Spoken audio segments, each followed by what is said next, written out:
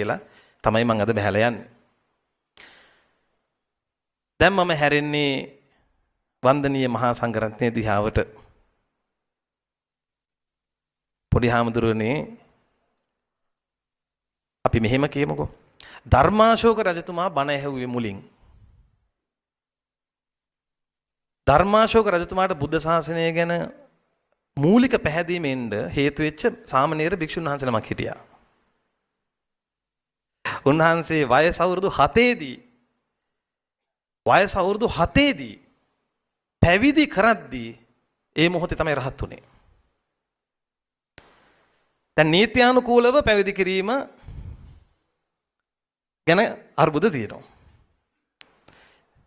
එතකොට එතනිනුත් ඔබ වහන්සේලාගේ පරපුර තමයි සීමා සහිත වෙන්නේ.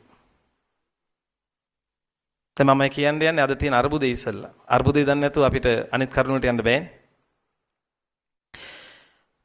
මගේ විශ්වාසය තමයි රටක සංඝ පීතෘන් වහන්සේලාට පහර පිට පහර වදිද්දී රිදෙන්න ඕන නායකයින්ටයි. සංඝයා වහන්සේලා ලාභ සත්කාර කීර්ති ප්‍රශංසා හමුවේවත් නිന്ദා අපහාස හමුවේවත් කම්පා වෙන හිතක් හදාගන්නේ නැතුව ඉන්න පාරේනේ ඉන්නේ. ඔබ වහන්සේලාට මේ ඉන්න දායකයෝ සිව්පසෙන් සංග්‍රහ කරන්නේ නැත්නම් ඔබ වහන්සේලා වනගත වෙලා හරි ඔබ වහන්සේලාගේ ශාසනික කෘත්‍ය කරගෙන යයි. බැරිම වුණොත් දාන වේල නැති වෙලා ඇඟ දුර්වල වෙලා ඔබ වහන්සේලා අපවත් වෙයි. හැබැයි සිවුරු දරාගෙන හිටිය පිනෙන් ඔබ වහන්සේලාට යම් යහපතක් තේ පරලෝ. අන් අයට ධර්මයේ දායාද කළ පිනෙන් ඔබ වහන්සේලාට යහපතක් වෙයි. ඒ වගේද මේ කාම ලෝකේ පිඟි ගන්ධස්සාරේ ගහන ගෙහියන්ට වෙන දේ. ඒ අයට කාගේද සරණ? ඒ අයට කවුද ඉන්නේ? කවුද පාංශුකුලයක් කරේ දෙන්නේ? ඉන්න කාලේ පිනක් කරගන්න නැතිව නිසානේ පාංශුකුලයක් දෙන්න වෙලා තියෙන්නේ. ඉන්න කාලේ පිනක් කරගන්න අපහසු නිසා ඒ හැමෝටමත් පොඩි ඉන්ෂුරන්ස් එකක් වගේ හදලා දෙනවා පාංශුකුලේ. ඒක තමයි ඇත්ත. ඉන්න කාලේ පින් කරගත්තු උදවිය ඒ කාලේ බණ පොත්වල තියෙනවා කුලප්පු වුණ වැස්සියෝ ඇවිල්ලා එනලත් සුගතිය ගිහින් තියෙනවා. පාංශුකුල දෙන්න කවුරුත් හිටියේ නෑ මහකැලේ. ඒ නිසා දැන් තියෙන ඉන්ෂුරන්ස් එකත් නැති කරගන්න තමයි මේ හදන්නේ. ඒ නිසා මම නම් කියන්නේ ඔබ වහන්සේලා කම්පා වෙන්න එපා. කම්පා වෙන්න ඕන ගිහියෝයි. එතකොට දැන් මම නැවත කියනවා.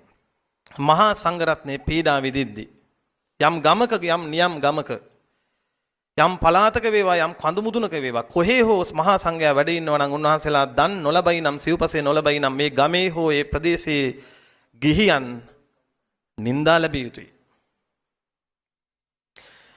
එහෙමයි නියමය. ඒ නිසා මම එකක් දකිනවා. මොකද්ද? ඇයි මේ රිදෙන්නේ නැත්තේ? ඇයි මහා සංඝයාට පිට පහර වදිද්දී? ඇයි මේ කහසිවුරට මෙච්චර ප්‍රහාර එල්ල වෙද්දී නොරිදෙන්න හේතුව නියුරෝන නැද්ද?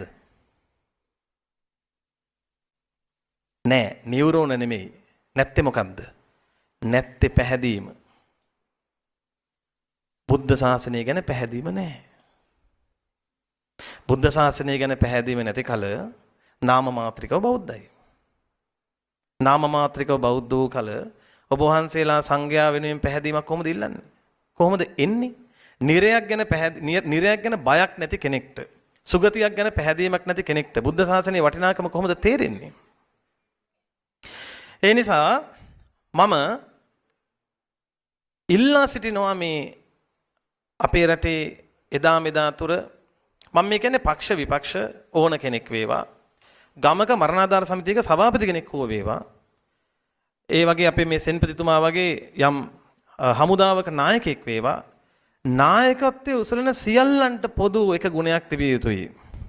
ඒ තමයි මේ රටේ ජීවන හුස්ම හදන සුසුම්නාව වගේ වැඩ කරන මහා සංඝයා පීඩා නොලබා සුවසේ වැසිය යුතුයි කියන කරුණ හිතේ තිබිය යුතුයි. ඒක නැති වෙන තැනදී මම කල්පනා කරන්නේ මේ වඩිග රජාට මේක තිබ්බනේ. කරුමේ කියන්නේ වඩිග රජාට මේක තිබ්බනේ. වඩිග රජතුමාට මේක තිබුණ නිසා උන්වහන්සේ තැන් තැන්වල හිටු මහා සංඝරත්නයාට සුවසේ වාසය කරන්න ආරාම ඉදි කරානේ. මේ බෞද්ධ කියන පිරිසටනේ මේක නැත්තේ. මේක ස්වාමීනි මේක සුළුපටු කර්මයක් නෙමෙයි. මේක අපි සාමූහිකව කොහේ හෝ ගෙවපු කර්මයක විපාකේ විය හැකියි. ඔවැනි කර්මයක විපාක වලගම්බා රජතුමත් ගෙව්වා. රාජ පදවි අතහැරලා අවුරුදු 13ක් 14ක් කැලේ ඉන්න උනා. පස්සේ භික්ෂුන් වහන්සේලා බොහෝ කොට දුකසේ වාසය කළා. කොහොම හරි යන්තම් ආපහු ත්‍රිපිටකේ ග්‍රන්ථාරූඪ කළා. ඒ අනතුරෙන් බේරුණා. මම අසලත් වෙනවා මේ මහා වංශේ මට මතක හැටියට. ලක්දිව බුදුසසුන බාර වුණේ සක්දෙවිඳුටයි කියා. අපි ළඟ එක එක මත තියෙන්න පුළුවන්. නමුත් සක්දෙවිඳුට බුද්ධ ශාසනය බාර දුන්නා කියා මා අසා තිබෙනවා. මේ අර්බුදයේදී සක්දෙවිඳු මුණ ගැසුණු මහරහතන් වහන්සේලාට සක්දෙවිඳු දුන්න අවවාදය තමයි ස්වාමීනි මේකට ජනතාවගේ කර්මයක් දායක වෙලා තියෙනවා. ඒ නිසා මේකට දෙවිවරුන්ට අත දාන්න බෑ කිව්වා. ඔබ වහන්සේලාගේ ජීවිත බේරගන්න කිව්වා මේ කාලේ ඉවර වෙනකන්. ඒ නිසා පහුරක් හදාගෙන හරි කමක් නැහැ ඉන්දියාවට වඩින්න. මම ඔබ වහන්සේලා සුවසේ ඉන්දියාවට ගොඩ කරලා දෙන්න එක පොරොන්දු වෙන්නම් කිව්වා. ඊට තමයි වැඩි පිරිසක් මේ ඉතුරු උනේ. මණ්ඩලාරාමේ ඉතුරු වුණා පිරිසක්. මණ්ඩලාරාමය කියන්නේ වර්තමාන වට්ටාරාමයට. එතකොට මෙවන් වූ ශාසනික ඉතිහාසයක් පහු කරගෙන අපි ඇවිල්ලා අපි වලේ වැටිලා ආයේ ගොඩ වෙලා තුවාල වෙලා රිදීලා අපි තරම් තලුණු જાතියක් ඉන්නවද කියලා කල්පනා කරලා බලන්න.